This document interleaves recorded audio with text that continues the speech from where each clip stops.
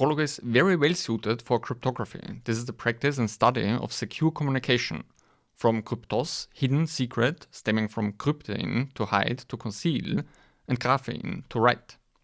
And by secure communication, we mean several things. First, the integrity of data, where data could, for example, be a message we receive or a file that we stored on disk. This means that the data is not modified in comparison to some reference version. Second, we want to ensure authenticity of data. This means that we can verify the origin of the data. So, for example, we want to be sure that the message truly is from a business partner, say, and not from somebody else. And third, we want to ensure confidentiality of data. This means that only the intended parties can see it. Of course, we may not need all these properties all of the time. But when we say secure communication, we really need all of them. Otherwise, an attacker can modify the messages we send or receive, inject new messages, and also read what we send and receive. And we ensure these properties with three mechanisms that are different but closely related. Cryptographic hashes to ensure the integrity of data, digital signatures for authenticity, and encryption for confidentiality. And in Prolog, we can do all this with the predicates from library crypto. So let's take a look at the library. Here it is, and here's the interface.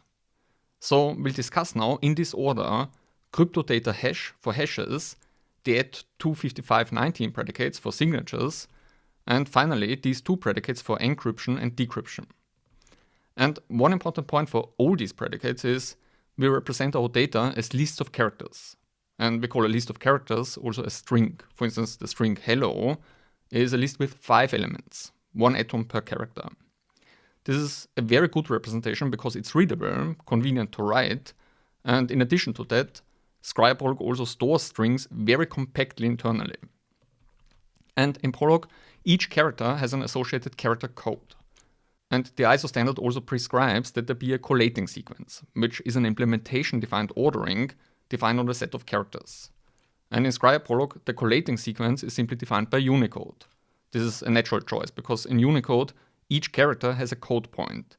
And in Prolog, each character's Unicode code point is taken as its collating sequence integer. For example, the character capital A has character code 65, which is 41 in hexadecimal, that is base 16.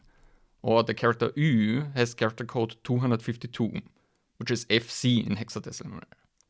And the character pi has character code 960. So these are simply the Unicode code points of these characters. And if we want to refer to these characters, we can either write them directly, if it's admissible, or we can use hexadecimal escape sequences to denote them, and also octal or binary escape sequences. For example, if we want to say C is the character capital A, then we can state it as single quote to denote an atom, and then \x to start a hexadecimal escape sequence. And then the character code in hexadecimal notation. So in this case, 4, 1, and a \ to end the escape sequence, and the closing single quote. And when you now ask Prolog what is C, we get, as expected, C is the character capital A. So we see from this that we could have written this much simpler, of course, by writing a capital A directly instead, and closed in single quotes to make it an atom. And we can use escape sequences also in strings, that is in list of characters. We start with a double quote instead of a single quote, and then simply write the escape sequence, or any number of escape sequences, where each sequence denotes one of the characters. And when we ask Prolog what is C is, we get a string as answer. So again, we could have written this string much shorter, namely exactly as Prolog writes it here in response. But still, sometimes it's useful to know about escape sequences, and indeed not all characters can be written directly. And the standard predicate char code lets us relate a character to its code. For instance, if we ask what are the codes of these characters, then we get this list of integers. That is the character codes, which are the codes shown above. And if we need to reason about the code of a character, we can also use a character code constant. This means we write 0, single quote, and then the character. For instance, capital A, okay? And in this way, we get the code of the character, in this case, 65.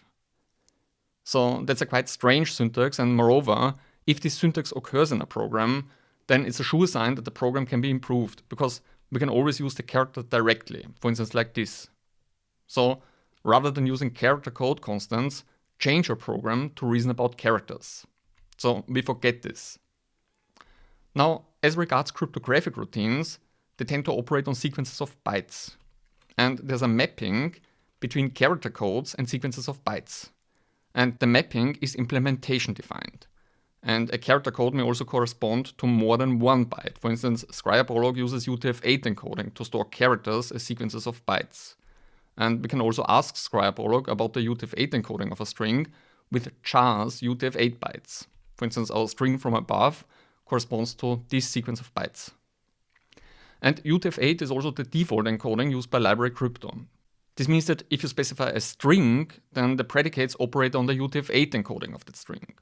However, many predicates from library crypto also support an encoding option, and we can use this to state that we don't want to use the UTF-8 encoding of the string, but we want to use the string literally, so to say. That is, we want to use the character code of each character as the byte value at that position.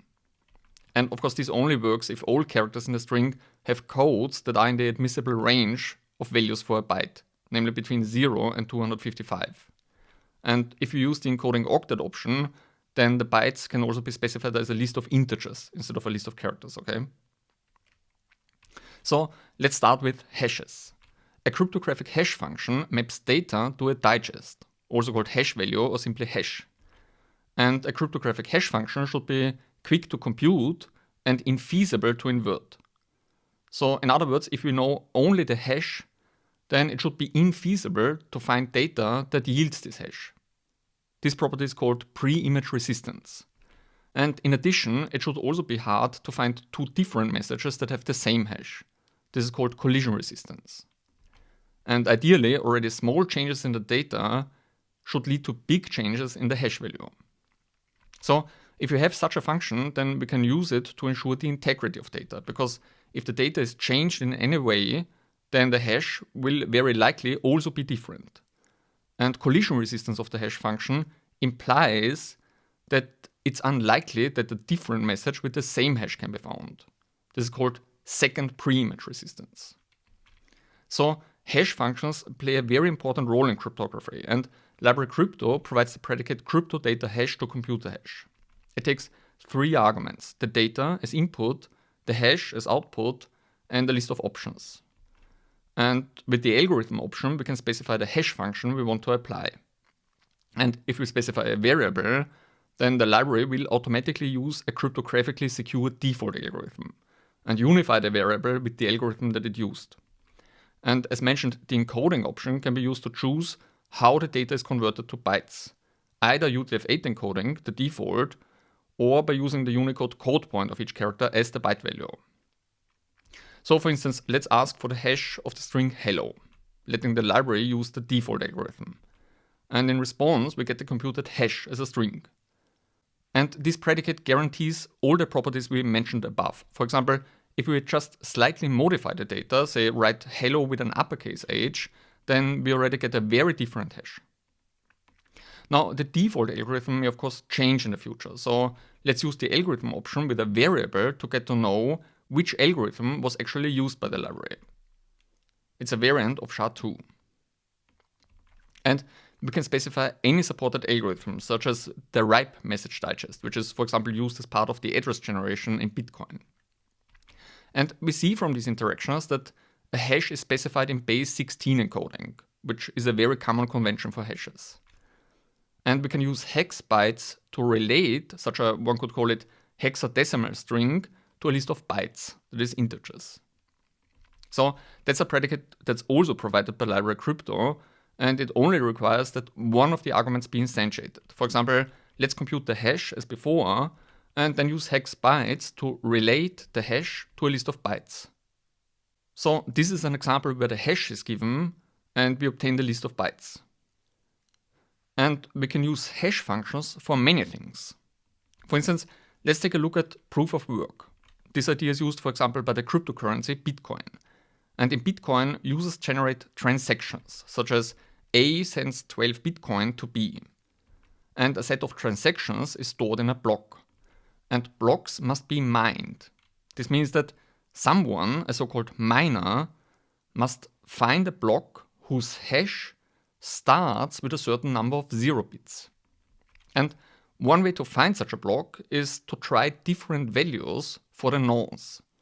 These are 4 bytes in a block that can be varied freely and which affect the hash of the block. For instance, if Cs is a hypothetical transaction of 12 Bitcoin from A to B, and for illustration we assume that the transaction is such a very simple string, and the hash of Cs is computed by SHA-2, then we get some fixed value. So let's try to find such a simplified block whose hash has, say, 4 leading 0 bits. So we assume that the block also contains a nonce, and we'll now systematically try all possible values for the nonce n. So we ask, is there any nonce n? And for hashing we need a string, so we use the non-terminal format underscore to describe the format of the string. And for our example, let's say that the block is simply the concatenation of this single transaction, the string Cs, and the digits of the nonce, yielding Bs, the list of characters that describe the block. So we're looking for a specific block Bs, right? Namely, a block Bs whose hash starts with 4 0 bits. This means that the hexadecimal string starts with at least 1 character 0, because each hexadecimal digit stands for 4 bits, namely the integers 0 to 15. And these 4 0 bits may be followed by any sequence at all, which we state with ... So hash must have this form. It starts with 0 followed by anything else. So this is the basic idea behind mining. We must find a block whose hash starts with a certain number of 0 bits. And this can become quite tough. For instance, in this concrete case, and assuming that hashes are uniformly distributed, which is desirable for a cryptographic hash function, then we expect only 1 in 16 hashes to have 4 leading 0 bits. And it's called proof of work because to find such a block, we actually must do the work, that is the hashing. There's no way around it, because a cryptographic hash function is pre-image resistant, and so we can't easily construct a block that has a desired hash value. We must really search for it, for example by trying different nonces. However, the good news is that once we do find such a block, everyone can easily verify that the hash of the block is suitable, because a hash can be computed quickly. So in this concrete case, when we post this query, we immediately get a solution, because for n is 36, the hash of the block starts with 4 0 bits. And the same for n is 37. Next one is n is 68, then n is 78, 86, 95, and so on. So as expected, roughly 1 in 16 hashes has this property. And in fact, as we see here, some of these hashes have not only 4, but even 8 leading 0 bits, right? So what are the chances of that? Well, every additional 0 bit we require halves the success probability. And therefore the hardness of the task increases exponentially in the number of required 0 bits. For instance, if we require not only 4, but 12 leading 0 bits, then it already takes a bit longer. I mean, it's still quite fast, but it does take longer, because in this case, more than 10,000 values needed to be tried for the nonce, and more than 6,000 more for the next block. But still, we easily find such blocks, so that's still quite doable. Now, we expect roughly 1 in 4,000 blocks to have 12 leading 0 bits, and roughly 1 in 65,000 to start with 16 0 bits, and roughly 1 in a million blocks to start with 20 0 bits. And in Bitcoin, the so-called target is adjusted dynamically. This is a measure for the difficulty of finding a block. And the goal in Bitcoin is to make finding a block just so difficult that a block is found every 10 minutes on average. And the target is adjusted every 2 weeks, because, for example, if more miners participate, then the difficulty must increase. And currently, the target is roughly 44 0 bits. So that would be 11 leading zeros in our hexadecimal string. So only 1 in millions of blocks would be suitable. That's many more tries than we even have nonce values available, because the nonce is only 4 bytes. So someone who wants to find a fitting block cannot in general just vary the nonce, but must, for example, also try to store various combinations of transactions in a block, or try it with different timestamps and so on. And this is done because there's a reward for finding a block. This is a certain amount of Bitcoin that the miner gets for finding a suitable block. That's the incentive for mining. And each block also contains a hash of the preceding block, and therefore it's called a blockchain, because the blocks are, in a sense, chained together. And these linked hashes ensure the integrity of the chain, and they also make it easy to verify that a certain amount of computing power must have been invested into finding these blocks. And that's in fact also a major drawback of this idea, because investing this computing power also has negative effects. It takes a lot of resources, such as electricity, equipment, space. It generates noise pollution and so on. And that's why Bitcoin is also heavily criticized. But the fundamental idea of proof of work may be quite useful also in other contexts, for example to prevent spam, where we could accept only mails that have a hash value below a target, like in Bitcoin, and they could be found by modifying a header field. And this would have a small overhead for each mail and therefore a large overhead for someone who sends very many mails, such as a spammer. So this could be useful to prevent spam, at least in combination with other measures, such as, for example, secure hardware and so on. Another application of hashes is the generation of random numbers, or at least pseudo-random numbers, because we can simply apply a hash function repeatedly. Say we want to generate random characters starting from a seed, which we relate to the string Cs. And to describe Cs, we first compute the hash of the seed, and we use such a hash value as the internal state of our generator. So it now remains to relate the state to the string Cs. And we do this by stating, first of all, if the current state is Cs, then Cs shall also be one of the results. And second, if the current state is the string CS0, then Cs is also a solution if the new internal state, CS1, is the hash of the current state, CS0, and Cs can be obtained from it in the same way. So, procedurally speaking, we compute the hash of the seed, that's the first solution, and then we compute the hash of that hash, that's the second solution. Then we compute the hash of that hash and so on. And every time we have obtained the hash, we report it as a solution. For instance, if we ask, for this specific seed, what solutions are there for Cs, then we get as the first solution the hash of the string, then the hash of that hash, then the hash of that hash, and so on. So we can use hashes to generate pseudo-random strings or bytes. However, for cryptographic applications, we need a bit more. We need not just pseudo-random numbers, but so-called cryptographically secure random numbers, from which we expect resilience. This means that when an attacker does not know the internal state of the generator, then the output looks random. And our generator violates this important property, of course, because we completely expose the internal state every time we emit the string. So an attacker knows the state from the output and can use it to predict the next output. The good news is that we can easily avoid this by emitting a random string that is based on the internal state without revealing the state.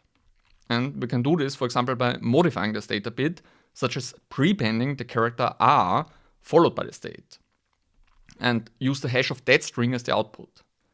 This is called a ratcheting device or a ratchet, because like a ratchet, this can be turned in only one direction, so to say, because from just looking at the resulting hash, an attacker cannot tell the internal state due to pre-image resistance. So with a ratchet, we guarantee resilience. We also want forward security. This means that if the state is revealed at some point, then past output still looks random. And our generator has this property, since we use a cryptographically secure hash function. And third, we want break-in recovery. This means that even if the internal state becomes known at some point, then as long as the generator is refreshed, future output still looks random. Now, our program doesn't refresh the state, but a cryptographically secure random number generator does it. And to obtain cryptographically secure random numbers, library crypto provides the predicate crypto n random bytes. So here it is. It takes as its first argument the number of bytes we want to obtain, and the second argument is a list of bytes that were generated in a cryptographically secure way. For instance, if you ask for 32 bytes, Bs, then we get them. And if needed, we can of course convert such a list of bytes to an integer. For example, if B is one of the bytes, then we can add its value to an accumulated sum as 0. If we say S, the new sum, shall be S0 times 256 plus B. And with the meta predicate fold from the left, we can apply this predicate to all bytes in a list, starting with the sum 0 and obtaining s as the accumulated total. For instance, in this case, that's the resulting integer. And in this way, we can generate as many random integers as we want. For example, if we use 16 random bytes b's and generate an integer with our predicate, we can print the integer and force backtracking. And when we post this query, it simply loops indefinitely due to repeat and force backtracking. So we get all these random integers. And this may be a bit surprising at first, because we see here that all these integers are quite large. So why are there no small integers here, such as 5 or 20? Well, if you think about it, there are many more large integers than small ones. And therefore, if we pick a random integer from this range, where we used 16 uniformly distributed random bytes to generate the integer, then we are much more likely to pick a large one, simply because there are more of them. And if you pick such an integer at random and use it as a secret, then it's very hard for an attacker to guess which one we picked, simply because there are so many integers in this range. So in this case, we're using 128-bit integers, and they are therefore 2 to the 128th power possible outcomes. And to store or communicate random bytes, our predicate hex bytes is useful again, because if we have, for example, 16 random bytes as above, then we can relate these bytes to a hexadecimal string like this. And these are useful as tokens, for example, in web applications. For another application of hashes, let's consider safe storage of passwords. And that's a contradiction in terms, because storing a password is inherently unsafe. Especially storing many passwords in a central location, because an attacker can then easily obtain many passwords. And that's bad, because people tend to reuse their passwords. So if an attacker gets to know a user's password from one system, then they can often use it to break also into other systems. And therefore we do not store a password as such, but only a hash of the password. And when a user wants to log in with a password, we hash it and compare that hash with the stored hash. However, the hash should be different even if a password is reused. So for instance, even if two users choose the same password, then the hashes should still be different. And we therefore combine the password with a random component called a salt. And we store the salt together with the hash. And in addition, guessing passwords by brute force should be difficult. And we therefore intentionally choose a slow hash function. And we also make the salt long enough so that the arising salts can't be easily tabulated with common passwords. And Library Crypto provides crypto password hash, which guarantees all this. And it's quite easy to use. We simply specify as the first argument the password that was used, and the predicate yields the hash in the second argument. For instance, for a common password such as password or password1, we get the hash like this. And it's perfectly safe to store this hash because it doesn't contain the password. But it does include everything we need to know to check the password, also the salt that was used. And we can use the same predicate with instantiated second argument to check whether the given password is valid. That is, it computes to the same hash. So we would store the hash, and later, when a user enters a password, we invoke the predicate with the given password and the stored hash. And if it succeeds, the password is valid. And there's also a variant with 3 arguments that gives us full control over the salt and the number of iterations, called the cost. And the most costly part of the computation can also be done by the client, but then the server must still add a salt and hash the result, and store only the salted hash. Because otherwise, an attacker who obtains the password database from the server can simply send this data to log in. But if an attacker only obtains a hash of the data, then due to pre-image resistance, it's still very difficult to log in, even if an attacker knows everything that's stored on the server. Yet another application of hashes is mimicking a one-time pad. A one-time pad is an encryption method with perfect secrecy, which means that the ciphertext gives absolutely no information about the plaintext. And for this, we need a stream of n truly random and secret bits. And if we have such a stream, then we can encrypt an n-bit message by bitwise XORing the stream with the message. So XOR means bitwise exclusive OR. And we can decrypt the message with the same operation, namely bitwise exclusive OR, using the same stream of secret bits. because the string bits then cancel out and that leaves only the message. And with a cryptographic hash function, we can mimic such a stream, because if you have a secret string S, then we can simply choose a random integer k, concatenate the secret with the integer, hash the result, and XOR it with the message. And the encrypted text is the pair of the integer k that we chose and the result we computed. And if we need more random bits, we simply pick another integer. And this can be decrypted by someone who also knows the secret, because they can simply also take the integer, concatenate the secret and the integer, hash the result, and XOR the ciphertext with the result, obtaining the plaintext. And one of the best currently available symmetric encryption methods, namely ChaCha20 by Daniel J. Bernstein, is based on this idea. And it's called symmetric because the same secret key is used for encryption and for decryption. And this leaves us with an important question, namely, how do we establish a shared secret S over an insecure channel? Because usually we want to communicate over an insecure channel, in the sense that others will be able to see what we send and receive. Yet for symmetric encryption, the sender and receiver must both know the same secret in order to encrypt and decrypt messages. So how do we negotiate a shared secret between two parties in such a way that someone who can see all messages that are exchanged still doesn't know the secret? And it may sound impossible at first, but in fact it's possible with these two predicates, curve25519 generator and curve25519 scalar mult. And as the names suggest, these predicates reason about curve25519. This is a Montgomery curve over a prime field with 2 to the 255th power minus 19 elements, hence the name 25519. And points on the curve are represented as strings. For instance, the generator is a point on the curve, namely this one, and no other.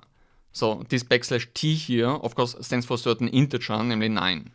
So this string, in fact, represents the coordinates of the point, which are integers. And one operation we can perform with points is we can multiply them by a scalar, that is an integer, and obtain another curve point. For instance, let's take the generator g and multiply it by 1. So we relate 1 times g to the result r. And from the answer, we see that g is different from r. What? Because we of course expect a multiplication by 1 to yield the exact same point.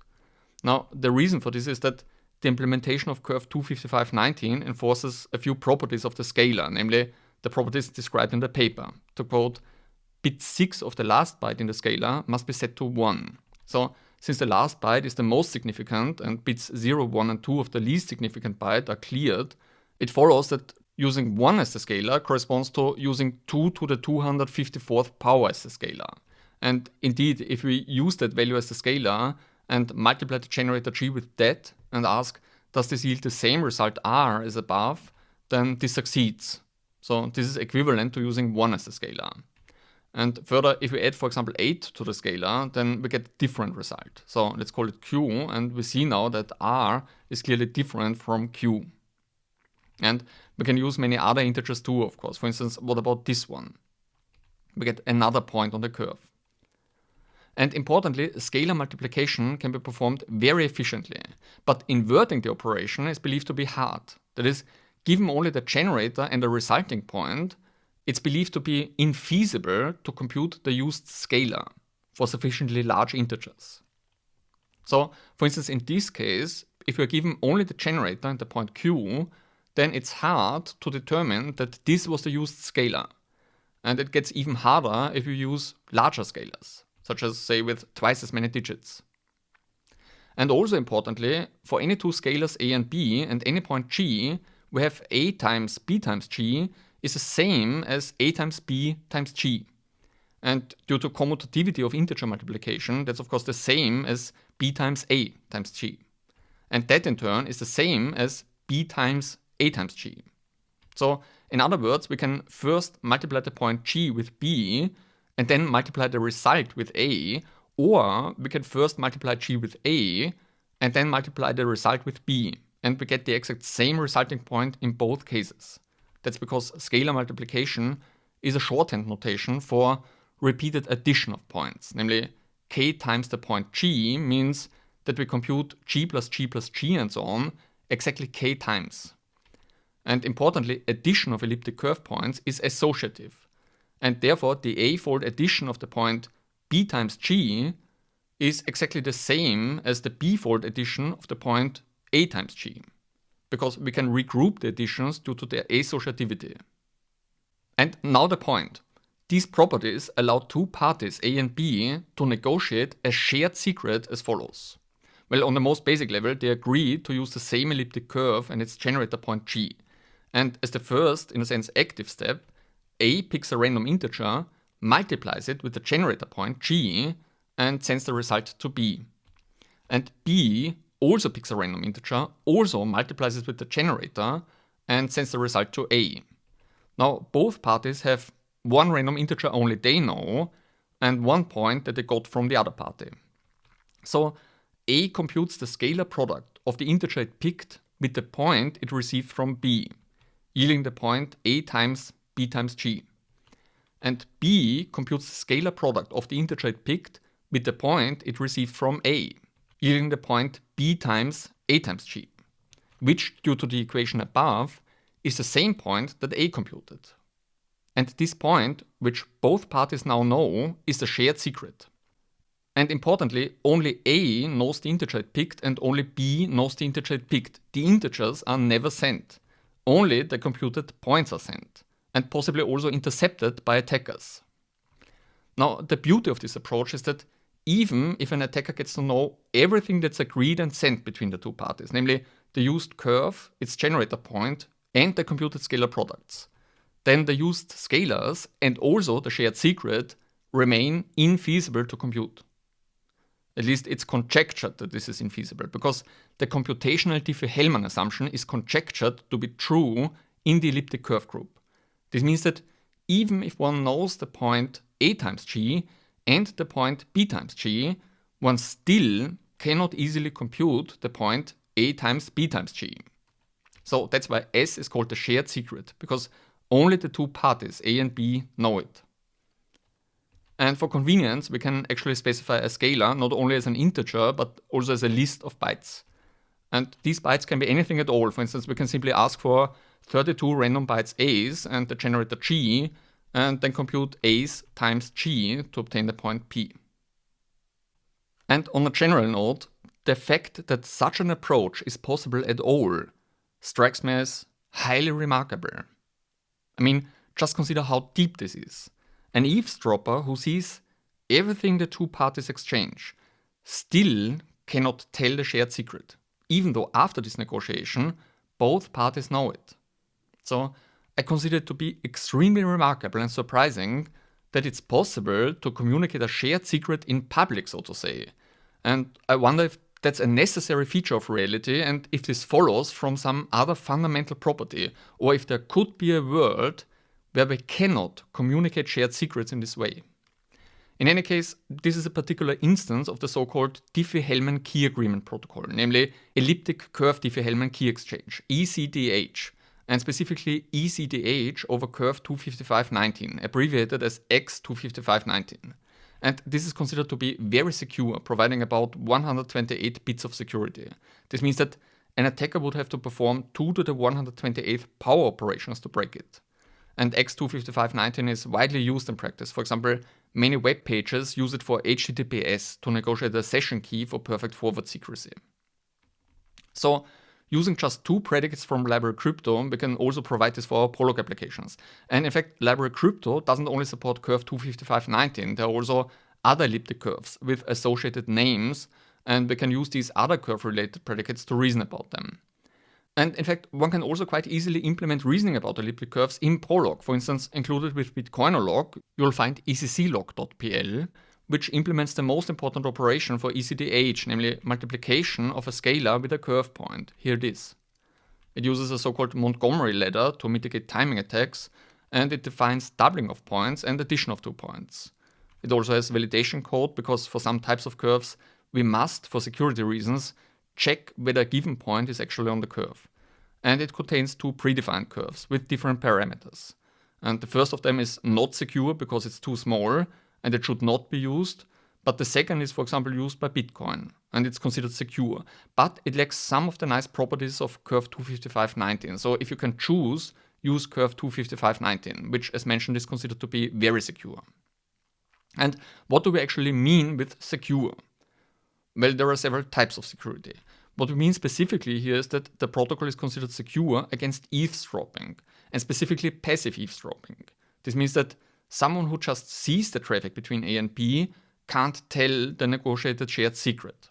But the protocol is definitely not secure against all man-in-the-middle attacks.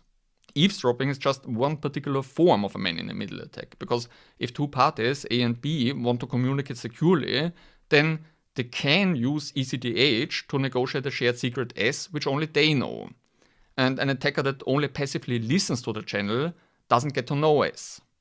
But as the name already suggests, a man-in-the-middle attack in general has a man truly in the middle between A and B. So the more general situation is that A wants to communicate with B, but there's a man in the middle, M, that can intercept and change the traffic between A and B. So for example, A may want to connect to B, but instead inadvertently connects to M, and may even still think that it's now connected to B. And M can also act as if it were B. For example, M can generate an integer, send a curve point to A and so on, and thus negotiate a shared secret, say SA, with A. And M may also be able to connect to B and negotiate a shared secret SB with B too. So this could be regarded as a form of eavesdropping called active eavesdropping, because M now does more than simply listening to the traffic between A and B. It now actively negotiates secrets with them. And having done that, M can simply relay the messages between the two parties and talk to A as if it were B, and vice versa. And now we have a real problem, because M can now read the traffic between A and B, decrypt it, and even change it. So A and B must definitely prevent this attack if they want to communicate securely. And this situation is quite typical for many messenger apps, because in many such apps, the hosting company acts as a man in the middle, and it can read and even change everything you send and receive. Now, one may think, well, let's use a hash to preserve, if not the secrecy, then at least the integrity of the message. But that won't help, because a man in the middle can decrypt the message, change it, then change also the hash accordingly and send the result. So adding a hash doesn't help, because M can also change the hash. What we need instead is something stronger than integrity. Namely, if A and B want to prevent this attack, then they must only accept curve points in a negotiation that provably stem from the party they want to communicate with. So if M changes anything about the points and attempts to use different points to negotiate a shared secret, then this must be detectable. Because if you remember, as long as M simply faithfully forwards the curve points that A and B have computed, the shared secret still remains secret. So, and as mentioned quite amazingly, the curve points that A and B compute need not be kept secret. But if M computes his own curve point and uses it to negotiate a shared secret with A and B, then M can of course also decrypt the messages. And what we want here is called end-to-end encryption between A and B. This means that such a man-in-the-middle attack is reliably prevented. It means that only A and B can decrypt what they send each other. And what we need for this is a way to establish the authenticity of data.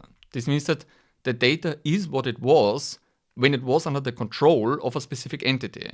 This is a special form of integrity, where we also establish the origin of the data in addition to its integrity.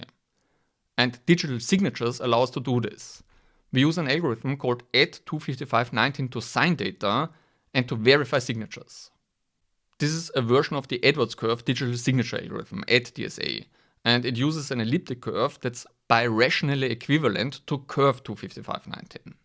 And library crypto provides two essential predicates for digital signatures, add25519 sign and add25519 verify. And in addition, there's also a predicate to create a key pair. Such a key pair comprises a private key and a public key. And importantly, the private key must be kept secret, whereas the public key can be freely shared with everyone. And there's also a predicate that relates a key pair to its public key. So in total, we have 4 predicates for digital signatures: sign, verify, new key pair, and key pair public key. So let's try it. First, let's generate a new key pair. Here's one. So this uses cryptographically secure random numbers internally, and we can generate as many pairs as we want. For instance, here's another one, and another, and so on. And as mentioned, a pair also contains the private key, and therefore the pair must be kept secret, so I shouldn't even show you the pairs. And with a key pair, we can sign data. For instance, if we want to sign the string hello, then we say add 25519 sign using the key pair to sign the data, obtaining a signature, and possibly options to specify the encoding of the data. And here it is. Again, the key pair should be kept secret, right? And this hexadecimal string is a signature. And it's totally safe to share it with anyone, because sharing a signature doesn't reveal the private key. And we verify a signature with the public key of the pair. So we first relate the pair to its public key, and then we ask, with this public key, data and signature, and possibly options for data encoding, can this signature be verified? And yes, since this succeeds, the signature is valid. This means that someone who created this signature almost certainly knew the private key and used it for almost certainly this specific data. And if we make even only a slight change to the data, for instance, add an exclamation mark also in front, then the verification fails. And therefore, we can reliably detect changes to the data. So, add 25519 verify succeeds if and only if the signature is valid. This means that the signature was created with the corresponding private key and for this data. And one predicate that may be useful in this context is chars base 64. This lets us relate byte strings to the base 64 encoding. For instance, if we have a key pair, which is a binary string, and its public key, which is also a binary string, then we can use chars base 64 to relate, for example, the public key to a base 64 string, possibly with some options, such as whether to use padding and so on. So in this case, we get this string in base 64. And the advantage of this is that it's just ASCII, so it's a bit easier to store, print, and share in this way. And this is from library chars.io and Prolog. And now we have what we need, because if A and B sign the points P and Q, then they can verify their authenticity, because only someone who has the private key can generate such a signature. And the signatures can be verified with the corresponding public key. So for this to work, A and B must know each other's public key, otherwise they can't verify the signatures. This means that we now have a slightly different problem, because if you remember, the original problem was how can, for example, A verify that the point Q truly stems from B and not, for example, from M. And we now have a mechanism that lets us do this, namely A must verify that the point was signed by B. So the two parties must either exchange the public keys over a secure channel, which prevents tampering, for example, in person, or rely on a trusted third party to authenticate the keys. And implementations of SSL, the Secure Socket Layer Protocol, which is now called TLS, Transport Layer Security, actually ship with root certificates that contain public keys of trusted third parties. And these root certificates can be used to verify signatures, because so-called certificate authorities can issue digital certificates that certify with digital signatures that a specific public key belongs to a specific named subject. And this can of course also be done with elliptic curves. And this is one of the reasons why such cryptographic algorithms often arise in political debates, because many countries are very interested in forcing the citizens to accept and trust a root certificate that the government controls. And once such a certificate is installed, the government can perform a man-in-the-middle attack, because it can simply place itself between any two parties and decrypt and also change all messages, as we've seen. Now, some of you may certainly say, that's no problem, because first of all, I have nothing to hide. Even though on the other hand, I actually must hide something. For instance, as a credit card holder, I must hide something. Of course, this depends on the contract, but for instance, if I want a Visa or MasterCard, then I have to sign the terms and conditions for credit cards. And they look like this. So there are several pages, and on page 2, section 5.5, it states, and I paste it here for readability, the cardholder must not disclose the assigned PIN and so on, and is responsible for ensuring strict secrecy concerning all card security details and so on. And as a cardholder, I'm even responsible for things that are completely outside my control, such as the firmware of my telephone, and I sure hope it's secure. Another example are obligations that my government imposes on me. For example, voting must be done in secret. And the reason to enforce strict secrecy of a ballot is that otherwise the vote could have been coerced. So, for example, a criminal may have asked me to show my vote before casting it.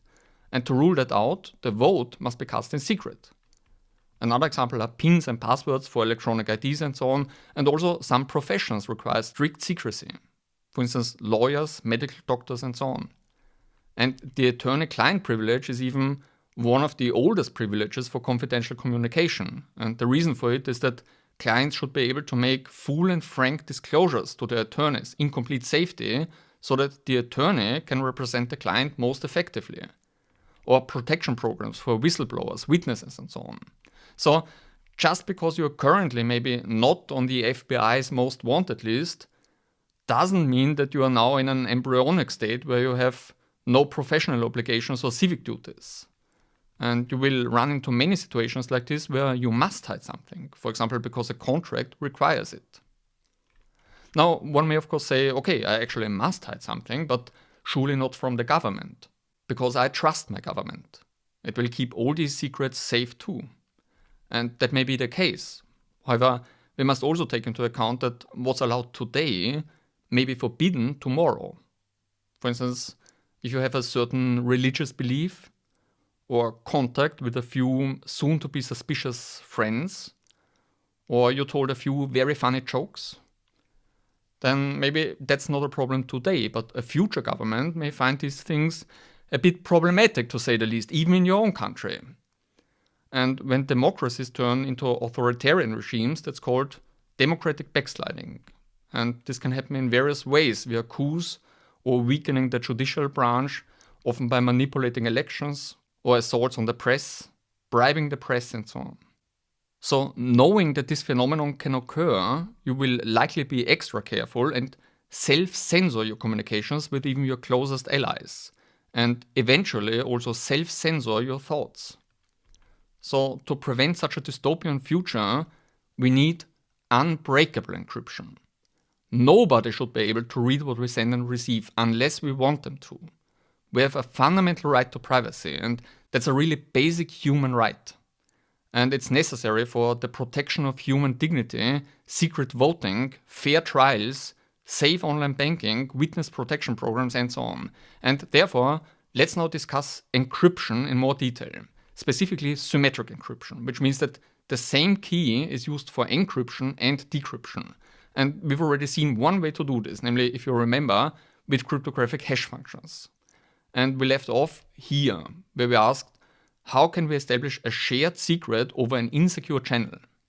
And now we know how to do this, namely with curve 25519 and its birationally equivalent at 25519. So that's one way to do this. But we can do better, because if you do it this way, then there's some overhead. Namely, we have to repeatedly choose a random integer k and even transfer it to the other party. And also, what about the hash function h? Because we don't really need a compression function, but rather just a function that nicely scrambles a small amount of data. And we've already mentioned ChaCha20, which is based on this idea and very efficient. So let's consider ChaCha20 in more detail. This cipher takes a 256-bit key, that is 32 bytes, and expands it into many randomly accessible streams, about 256 gigabytes each, in 64-byte blocks. So to encrypt an n-byte message, we simply select one of these streams, take the first n bytes, and compute the bitwise XOR of the stream and the message. And we do the same to decrypt the message. Now, a block is generated from first the key, which as mentioned has 32 bytes, assumed to be uniformly distributed. Second, a nonce, a number used once. The nonce has 12 bytes and, as the name suggests, must be used only once with the same key. Because if you use the same nonce twice with the same key, then the XORs of the ciphertexts will be the XORs of the plaintexts. So if we reuse a key and nonce pair, then we lose confidentiality. Third, a counter, which has 4 bytes. And this is in fact a variant of ChaCha20, namely the one that's specified in these RFCs, because the original version used 8 bytes for the nonce and 8 bytes for the counter. And you can use the original version too, of course. And ChaCha20 operates on words, where one word is 4 bytes. And the 3 inputs are combined with 4 constants, 1 word each, to fill a 4x4 matrix of 16 words, and therefore 64 bytes. And such a matrix is called a block. And the block is then scrambled using 20 rounds. Hence the name, ChaCha20. And each round consists of 4 quarter rounds. And a quarter round is a sequence of operations on 4 words, A, B, C, and D. Namely, this is a quarter round. So the words A, B, C, and D are modified in this way, where this left arrow operator means bitwise rotation to the left. So ChaCha20 is an ARX design, so called because it uses only addition, rotation, and XOR. So this means that a government that wants to prevent strong encryption must resort to rather drastic measures, because it must essentially forbid such basic operations on bytes. So importantly, strong cryptography does not necessarily mean that we must perform some extremely complex mathematical operations. No, these are just very basic operations, additions, bitwise rotations, and exclusive ORs.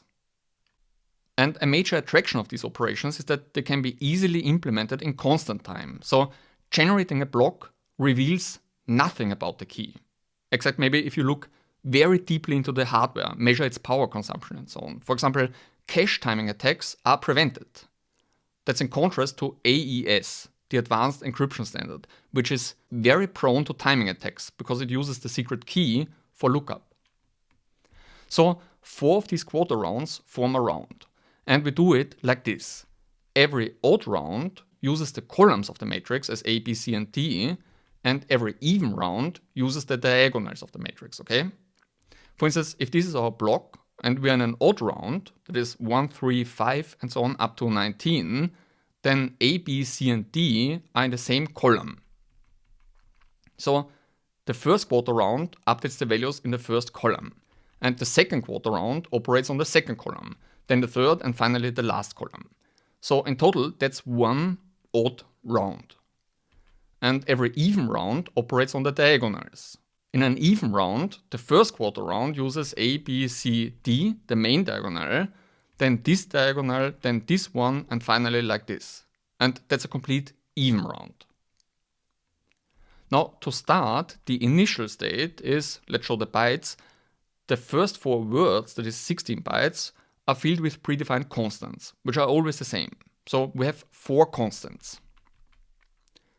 Next, the key is inserted like this. That's 32 bytes of key. And the key is the only thing that must be kept secret. The next word is for the counter. And the last 3 words, 12 bytes, are filled with the nonce. So that's the initial state of a block. Now, the constants in the first row are this.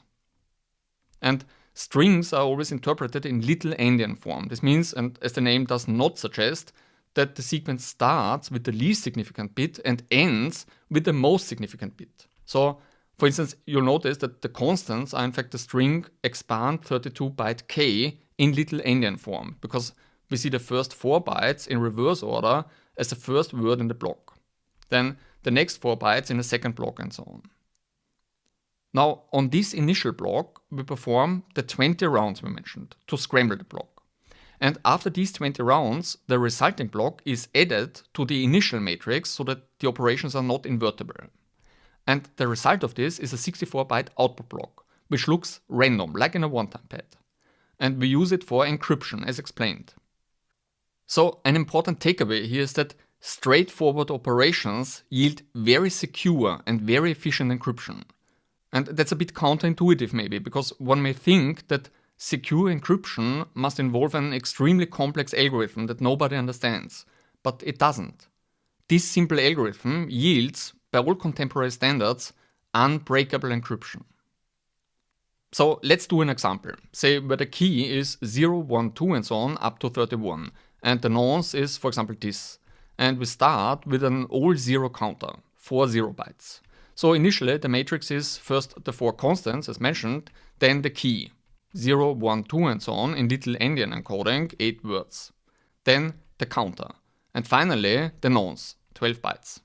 So this is the initial state of the matrix for these 3 inputs. Now let's do round 1. 1 is odd, so we apply the quarter rounds to the columns. First we apply a quarter round to the first column, and then to the second, third and fourth column. That was round 1. Now on to round 2. 2 is even, so we apply the quarter rounds to the diagonals. Here, here, here and here. That was round 2. And ChaCha20 does 20 rounds, so we continue to apply these quarter rounds, and we apply them to the columns when the round is odd, and to the diagonals when the round is even. 12, 13, 14 and so on until we reach round 20. And to obtain the final output, we add to this matrix the initial matrix. So this is the result. And we can serialize this matrix into a stream of bytes like this. And we use these bytes to compute the bitwise XOR with the plaintext, yielding the ciphertext. And we use the same operation for decryption. And if we need more bytes, then we simply increase the counter and again do the 20 rounds. So in this way, for a given key and nonce, we can generate about 256 gigabytes, which we can use for encryption. And these blocks can be generated very quickly, also without special hardware. That's a major attraction of this cipher. Now, for comparison, let's go back to the initial state, and instead of an all zero counter, let's use 1 as the counter value. So let's generate the second block in the stream. That's a difference of just a single bit compared to the previous block. And just so that we see the differences to the previous rounds more clearly, let's consider the exclusive OR with the previous array. So as XOR delta, so to say, we get this matrix, where almost everything is exactly the same as before, but a single bit is different, only in the counter. So the constants are the same as before, of course, the key is the same, the nonce is the same as before, and the counter is 1 instead of 0. So that's the XOR difference between the two initial states. Then after round 1, there are already more differences, but only in the first column. The other columns are the same as before. And after round 2, all words are already different from before, but there are still some stretches of bits that are largely the same.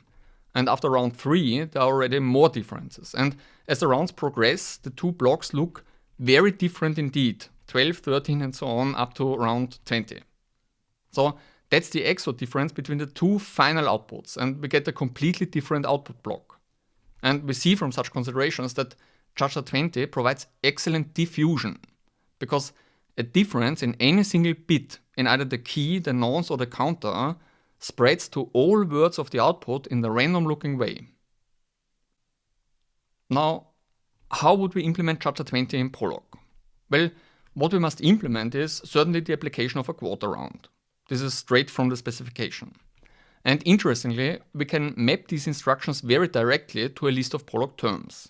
So one way to implement this is to write an interpreter that executes these operations.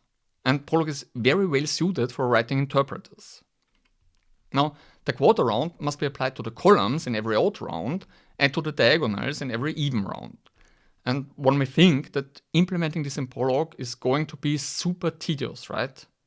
Because indexing into arrays, updating values and so on is not convenient in Prolog. But Prolog excels at symbolic reasoning. And we can describe the rounds symbolically. For example, we state here, for each of the quarter rounds, which elements we consider to be A, B, C and D, and which elements we want to remain unchanged. First the columns and then the diagonals. So we describe here two rounds, that is a double round, an odd round followed by an even round. And so it's only a matter of interpreting the quarter round instructions with the appropriate values for A, B, C and D. And we use DCG notation for the interpreter so that we can pass around an implicit argument that's similar to monads in Haskell. And the argument we pass around is a list of equations where we keep track of the current value for the variables. Because during the execution of a quarter round, the variables are updated. So we must track the most recent values. And we do this by keeping a list of the assignments with the most recent value first. So ChaCha20 is a relation between an initial state of the array, AS0, and a final state, AS, which is obtained by applying 10 of our double rounds, and then adding the initial matrix to the result. And we don't destructively change anything in Prolog. We express everything in terms of relations. So an important idea in our approach is the non-terminal collect values. For instance, if we ask collect values, and now we use a list of symbolic indicators as we used in the description of our quarter round, namely equality, which means that the value at this position stays the same, and A, B, C, or D to denote a value that's used for a quarter round. So for example, with these arguments, if we ask for the resulting matrix AS and the bindings V's, then we see that the resulting matrix AS is not ground, but it contains a variable, underscore A in this case. And from the symbolic bindings, we see that C is assigned the value 3, which was the element at that position. And these result terms tell us to which position C corresponds. But we don't even store its actual position, such as that's the third element and so on, but rather in the resulting matrix, we use a variable at that position. So the resulting matrix is a partially instantiated list with unknown elements in it. And this ability to leave elements truly unknown is unique to logic programming languages. And later, when more becomes known about these elements, then we can simply bind these variables to the values we obtained. So in this way, we don't need to keep track of positions, but reason symbolically about these elements. Now, ChaCha20 provides very strong encryption, which ensures confidentiality. This means a man in the middle, or anyone who sees the traffic, cannot decrypt the messages between A and B. They stay confidential. Only someone who knows the key can read them. But a man in the middle can of course still change the messages. For instance, your internet service provider can change any packet at will. And changing an encrypted text may of course simply garble the message, but it may also lead to a changed and valid decrypted message. For example, if I send you an encrypted message and someone changes the ciphertext, then if you decrypt it, you may get a valid message with a completely different meaning. And to prevent this, we must find a way to verify that the ciphertext was intended in this way by the other party. In other words, we must ensure authenticity of the ciphertext. And we of course know a way to do this, right? Because we can simply sign the ciphertext. But in the case of symmetric encryption, we can do better because the parties have already negotiated a shared secret. And this means that we can simply combine ChaCha20 with a message authentication code, a MAC, because we can use the shared secret to derive a key for the MAC. And indeed, that's often done in practice. And a very common construction is the combination of ChaCha20 with the Poly 1305 message authentication code. Poly 1305 is a polynomial evaluation MAC, and it treats each message as a polynomial over a finite field with 2 to the 130th power minus 5 elements, hence the name, 1305, and evaluates that polynomial at the key. And this can be done very efficiently, and the result is a 16-byte authenticator. This means that an attacker who modifies the message must make a corresponding fitting change in the authenticator. And without knowing the key, this is unrealistic, unless a nonce is used more than once with the same key. So it's really important to prevent nonce reuse. And like ChaCha20, Poly 1305 can also be easily implemented in Prolog as a relation between a message, a key, the output of a keyed function, and the resulting authenticator. So this is the core logic where the polynomial is evaluated. And of course, we don't have to implement this ourselves because library crypto already provides this combination called ChaCha20 Poly 1305, which yields authenticated symmetric encryption. We have these two predicates, cryptodata encrypt and cryptodata decrypt. So let's take a brief look at encryption, because decryption is completely symmetric. The plaintext is a list of characters, a string, and the key and nonce must be a list of bytes. And the encrypted text, the resulting ciphertext, is again a string. And for authenticated encryption, we get a resulting tag, which is specified as an option. The tag is a list of bytes and must be provided for decryption. And decryption only works if the tag fits. So this ensures that the tag was created by someone who knew the key.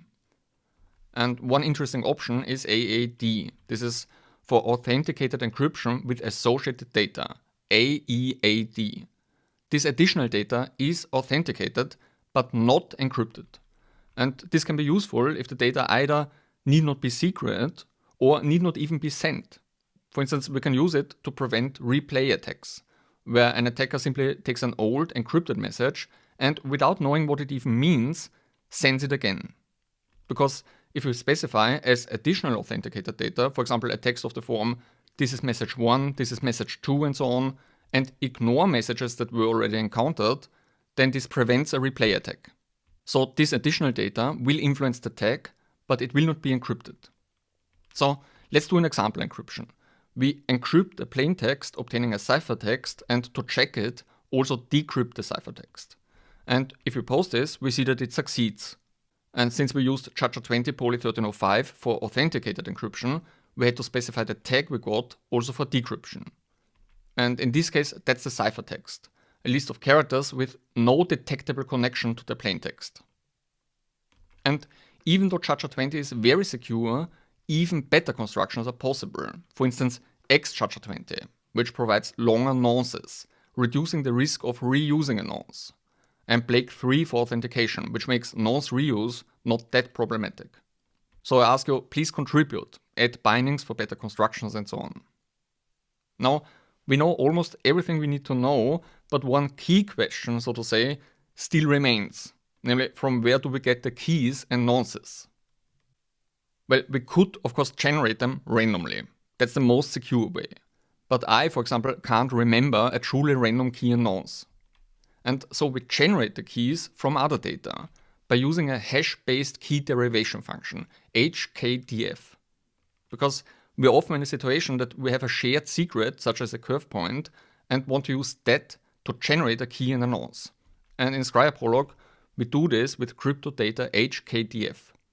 This concentrates possibly dispersed entropy of a string and then expands it to a list of bytes of a given length. For instance, let's use this string to generate 32 bytes Bs using the default options. And here they are. So we can use this as a key, for example, for ChaCha20. And the info option lets us add optional context. For instance, we could use the string key and nonce to generate different lists of bytes from the same shared secret. Or for example, we could add a file name to encrypt different files with different keys, all derived from the same master key.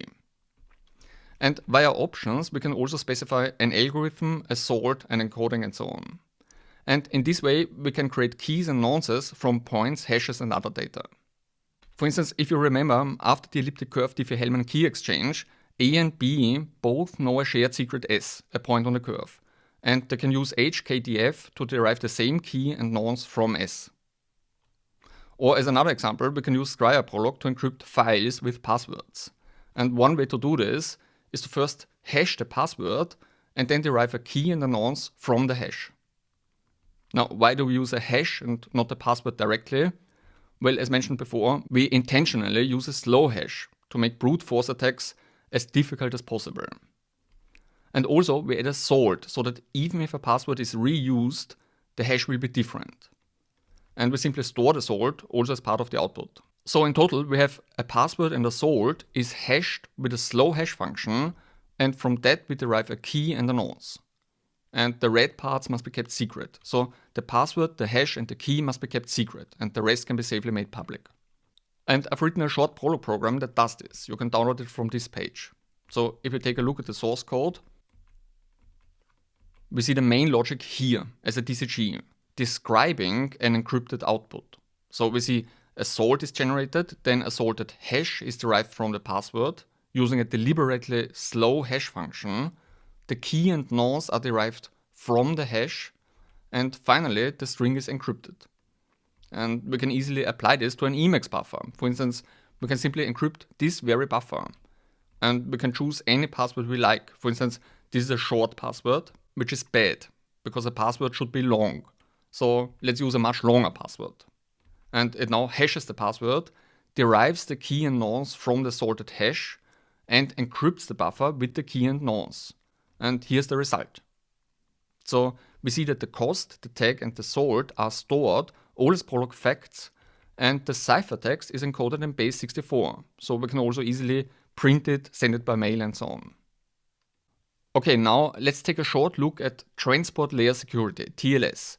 CryptoProlog has built-in support for this protocol. For instance, to negotiate a TLS connection over a network, we use the sockets library and the TLS library. So we load the libraries and we use socket client open to initiate a network connection, say to my homepage on port 443.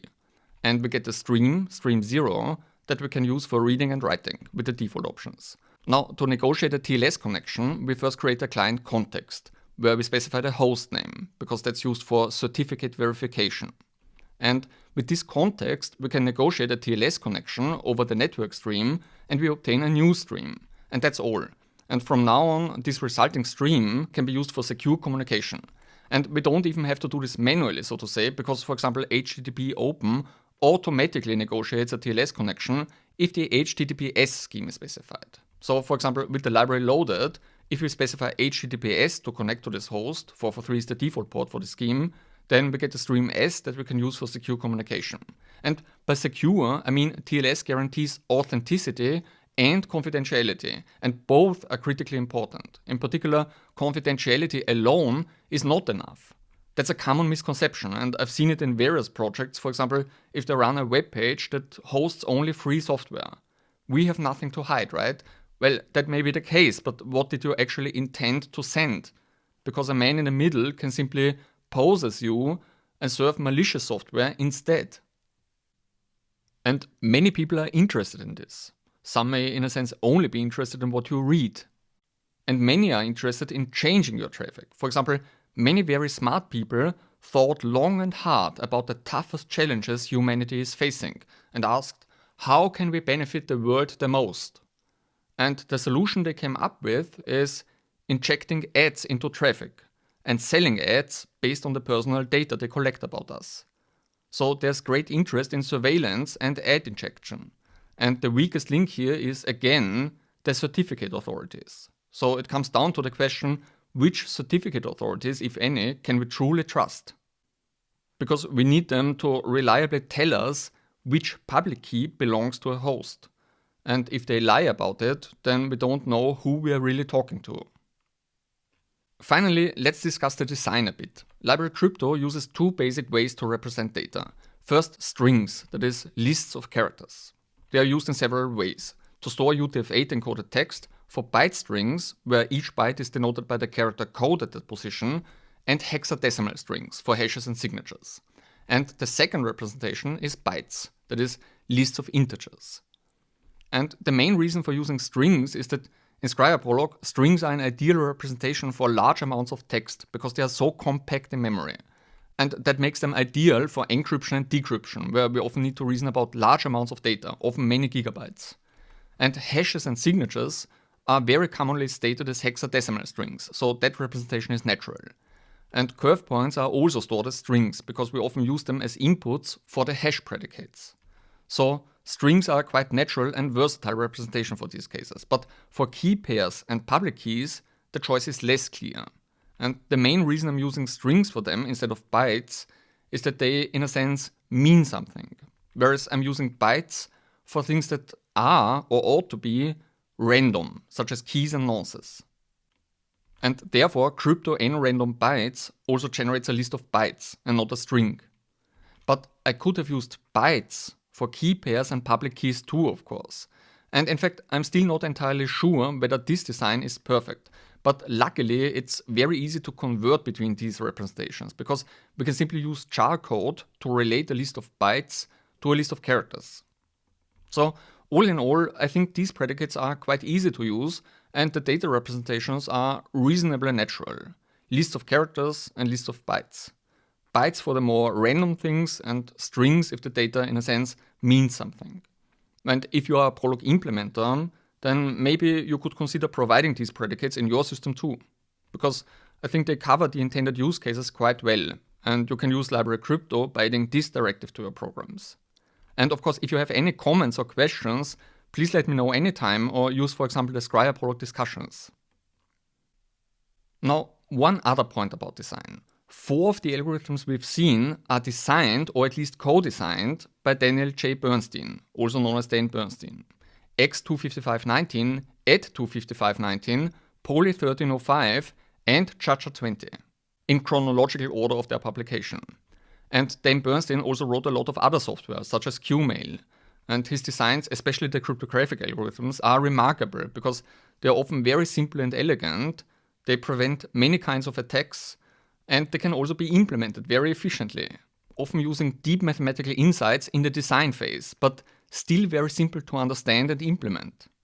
And these algorithms are so extremely well designed that we are now in the unusual situation that almost the entire algorithm suite for, say, the most recent TLS version originates from Dan Bernstein. So that's a very impressive achievement. Now, of course, one may say, well, X25519 and add25519 are very closely related, and Poly 1305 and ChaCha20 in a sense belong together as a construction for authenticated encryption with associated data. But still, it's highly unusual and unexpected that a single person has such an extreme impact. And for further reading, I highly recommend the talk Boring Crypto, in which Dan Bernstein makes a strong case for boring crypto. Cryptography that simply works, solidly resists attacks, and never needs any upgrades. For instance, he says add25519 and X25519 are boring. One true cipher suite is boring, whereas incorrect software is interesting and correct software is boring, precisely because it prevents real-world attacks and it makes emergency upgrades obsolete. And I fully endorse this. Please make your software boring. Make it work reliably, day in, day out. No more real-world attacks, no more emergency upgrades. Another great quote is in this paper, because it's very interesting to see such a researcher who has designed some of the fastest cryptographic algorithms say, we need invulnerable software systems even if they are 10 times slower than our current systems. And if you're a Prolog implementer, take this as inspiration of what truly counts. Because historically, way too much effort was spent on making Prolog systems fast. Instead, focus on making them correct, even if they are 10 times slower than other systems. Build a robust Prolog system that is easy to use correctly, and tomorrow we can try to make it fast. In other words, please give us a boring Prolog system, a system that simply conforms to the Prolog ISO standard and works reliably day in, day out. Because with such a system, we can finally focus on writing interesting Prolog applications.